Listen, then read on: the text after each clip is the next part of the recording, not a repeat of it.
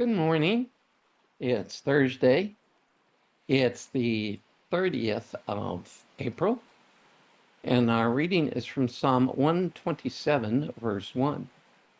Unless it is the Lord who builds the house, the builder's work is pointless. Unless it's the Lord who protects the city, the guard on duty is pointless. And this is our reality.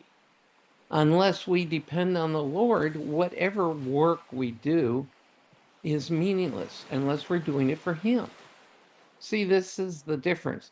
You can do two things that look identical, but if one of them you're doing to hear, yay, then your reward is, yay.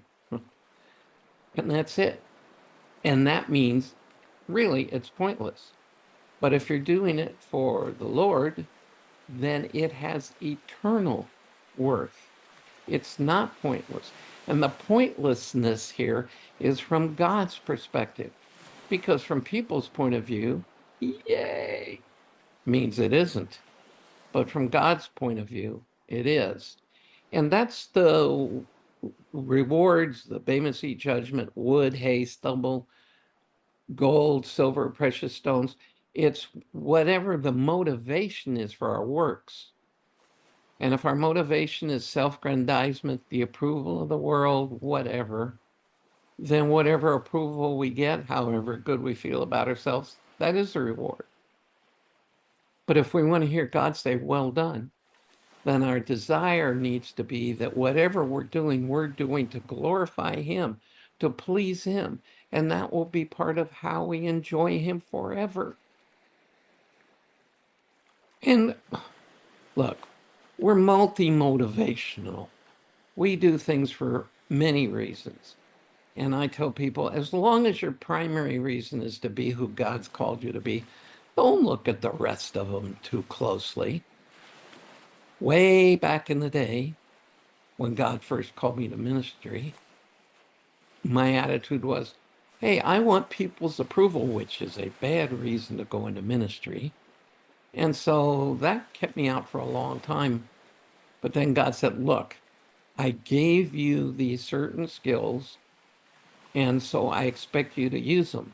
And yes, that may play into your weaknesses, but you're supposed to depend on me to not live on those weaknesses.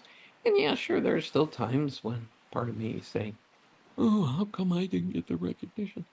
And I just have to ask God to forgive me, because that's not what it's about. But whatever your or my greatest strengths are, they also can be our greatest weaknesses.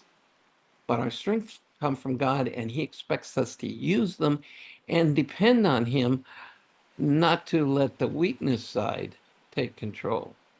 So if you are gifted or you feel God is calling you into an area, boy, this week I feel like I'm really tongue twisted. Don't let that keep you, fear from misusing and keep you from using it. Just depend on God to keep it functioning for Him so that you can hear well done. So it's not purposeless or meaningless, as the psalmist is suggesting. So have a purpose-filled day, and I'll see you again tomorrow.